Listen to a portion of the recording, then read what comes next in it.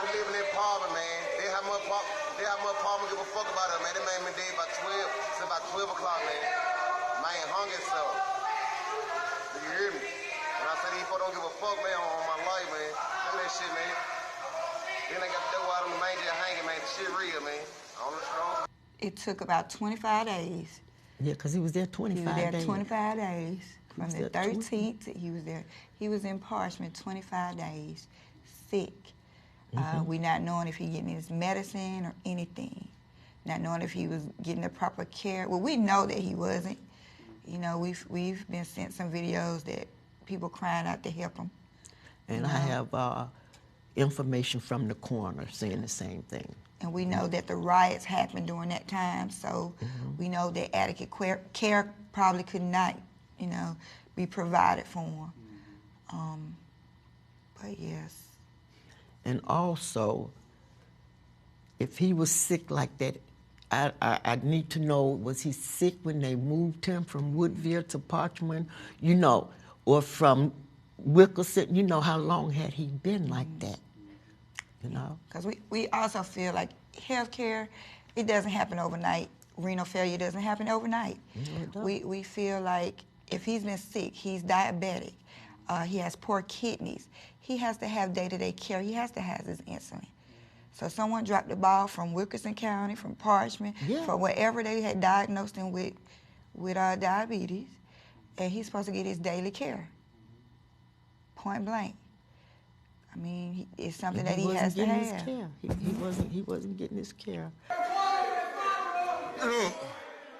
Man, we in there motherfucker, man. We got a brother down in this, you know what I'm saying? He ain't having insulin shot. He's sick, bro. We been in there with no. That is AD. Tilt it down just a little. Yeah, that's it. Right. Buddy, that's it right. Mills Jr. This is when he was sick. I don't know if he was in Clarksdale or in Parchman. He was in Parchman right here. He's sick.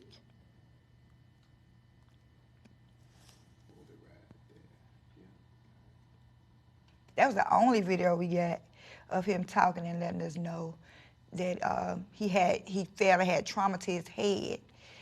And as you can see, he's laying down, but he's talking to us and letting us know that they found out he had diabetes, he has to take 2 insulin shots.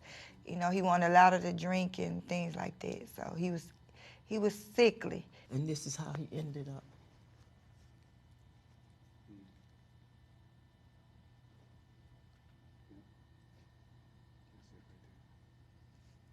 You got some?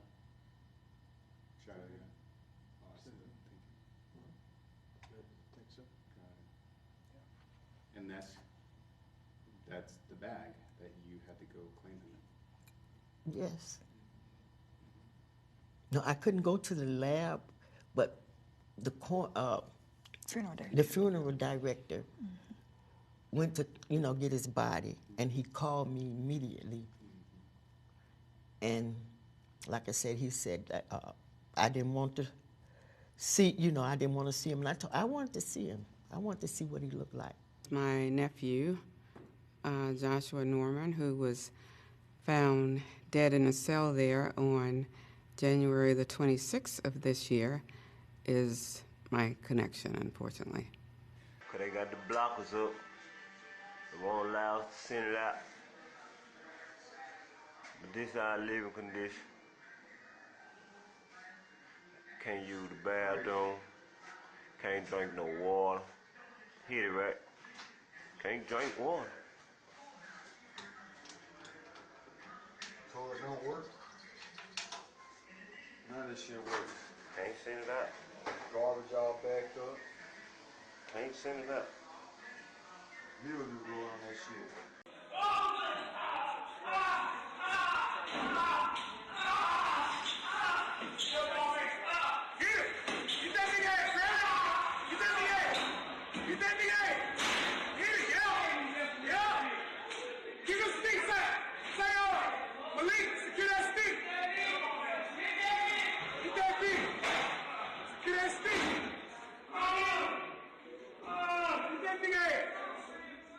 Break it up.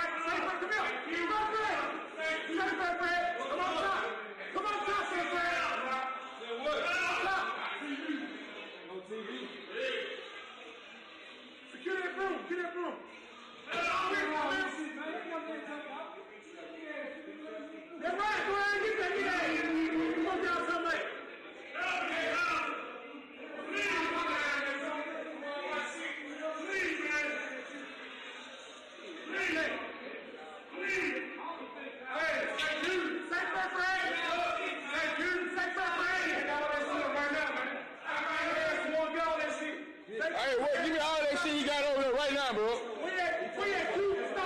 Everything, bro. Stop playing.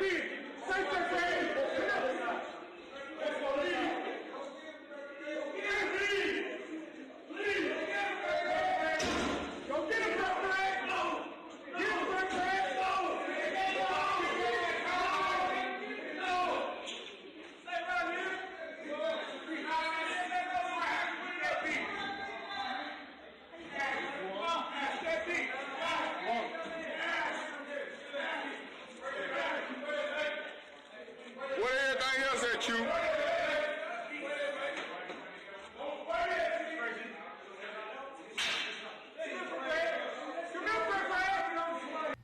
Oh, it was the scariest place on earth. I mean, I'd heard stories about it growing up in Mississippi.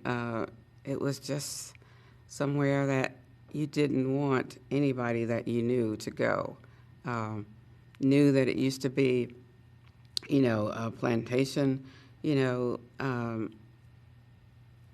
organization, farm, what they used for slave labor or prisoners, and that it still pretty much had remained the same after 100 years or so.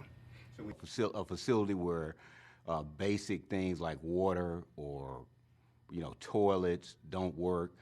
There are times when people stay locked in a facility or locked in a cell because they don't have enough people working, so nobody's to guard them. They don't get out of their cell at all. Again, it's not just the violence. In fact, the real question is why did the violence happen? And when you hear the stories, again, part of this investigative process is to find out what it's really like. And when you hear that people are locked in for days, months, no showers, no access to running water, sometimes no water at all, or brown water, no sewage, can't flush a toilet. That's the problem. That's what's causing people to get upset. He ain't got no show me.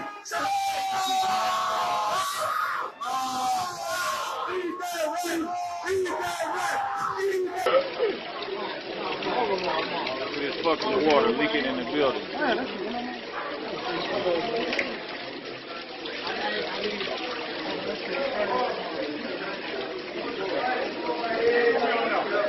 Building is raggedy, old, pitiful. Look at there. Pitiful.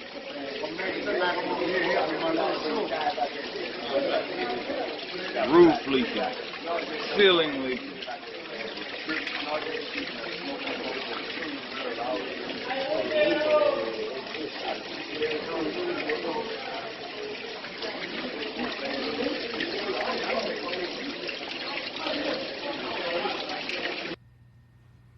Well, it had to be scary. He did tell me on the last phone call that we had. He said, "Are you aware of what's going on in here?" And I said, "Yes, it's on the news every day, and I've, been calling to check, and and he said you're on lockdown, and and he said yes, and he said, well, hopefully some people are going to help, and I said yes, they are, and that was pretty much the extent of it. I know that there were certain things that he would not say on the phone, and so I certainly wouldn't push him on that because, I was always concerned about his safety, so I wanted to be sure that I didn't, cause unnecessary stress for him to do certain things because he'd just shut down if I did, so I didn't do that. How long after that last call did we lose him? 4 days. How did that strike you? Oh boy. Yeah, that was pretty devastating. Because, you hang up the phone full of hope, and then 4 days later, I'm alone on a beach in Florida, and I get this call, and they said, and it's my nephew because they couldn't reach me at the time. So my other nephew was second on the list, and he said, Josh is down. They want to know if we want to come and get the body. And it was my worst nightmare because it was never, I just never expected it. I knew there were struggles. I knew there was, I knew there were issues, but I never lost hope of the possibility that he'd be okay. Someone going to prison is not just an individual. If someone goes to prison, their entire family is disrupted. Doesn't mean someone shouldn't go. If they've committed a crime, that's why we have a prison, or we have laws and things to deal with that. When someone goes to prison, it doesn't matter for what they did, there is a disruption. And it causes a disruption for the families. How do you get there? How do you see that person? How do you help them?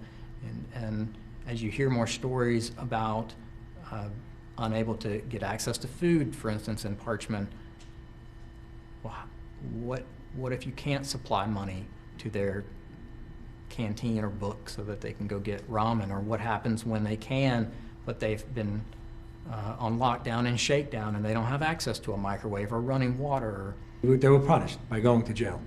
So do they deserve to be able to go out? They're in lockdown 24/7, some for a couple months. We interview individuals that haven't taken a shower in more than a month. We've interviewed individuals that the water's brown. We've interviewed individuals that they've been punished for what they've been done. We've interviewed individuals that haven't had any correspondence with their family. We've interviewed individuals that have diabetes and they'll say sugar because some of them don't understand it. We've seen prisoners that are legally blind that are in Parchman in 29. There's no American Disability Act in that prison. There's nothing there. So how do you have someone that's blind, legally blind in a prison? Individuals just trying to get basic medical care can't get it. And their families are desperately trying to do it. So if they don't have family on the outside, the family on the outside has been a tremendous help because all they do is say thank you. Thank you to Rocnation. We appreciate you doing it. From that point, it's satisfying. These guys aren't getting out. It's not like they're walking out of here saying, hey, listen, I'm done. I'm not someone that would look at this saying, geez, we're going to get you out early. It has nothing to do with it. It's just living conditions. Imagine not being able to go to the bathroom, having feces, having the toilet bowl back up. If there's 6 toilet bowls, 3 of them are broken, and there's 108 inmates on that one zone, where do you go? No blankets. We were up there the first couple of days. We were freezing in the interview rooms, absolutely freezing, because there was no heat on. No heat. Then picture during the summer in a hot Mississippi summer. And no one's expecting air conditioning. Not having access to the library, law library. Individuals that want to get a GED that can't. Get absolutely nothing. 24 hours a day, you are in a cell.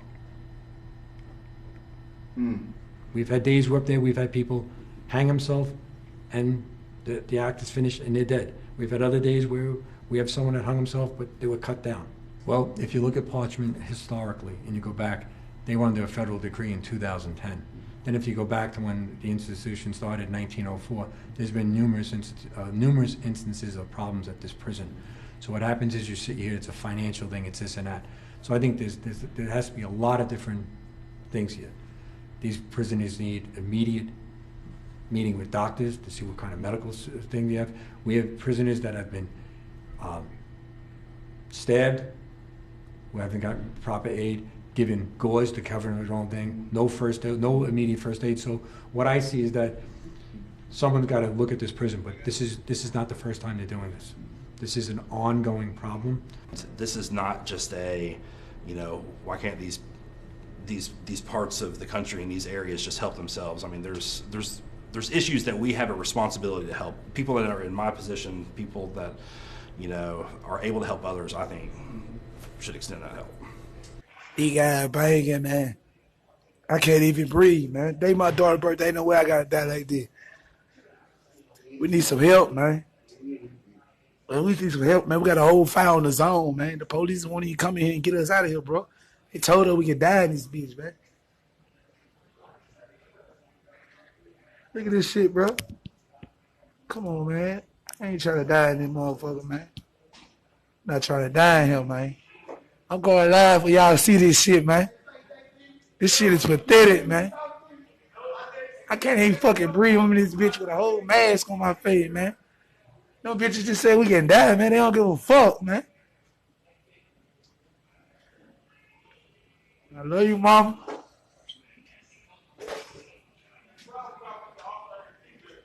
Man, we in that bitch. I'm that motherfucker broke out that album. I can't even breathe in this bitch, bro. I can't even fucking breathe, man. There's a whole fight going on down still, man. We've been like this since 1 o'clock this morning, man. Down at 8 o'clock.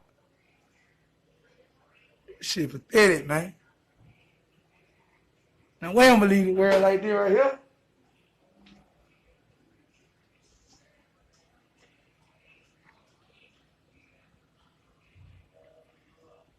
Y'all can, man. Y'all call the police department. Call. We need some help down here.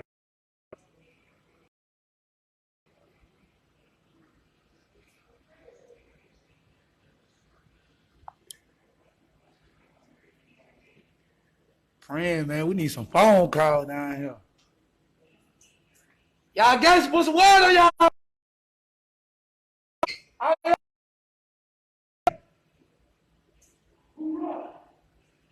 We ain't gonna let them get us in this bitch.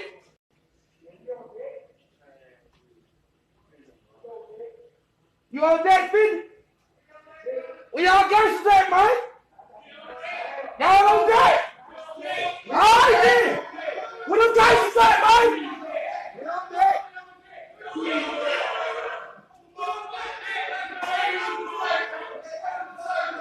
Where them stoppers at, man? Y'all make sure y'all feel y'all face on water, bro.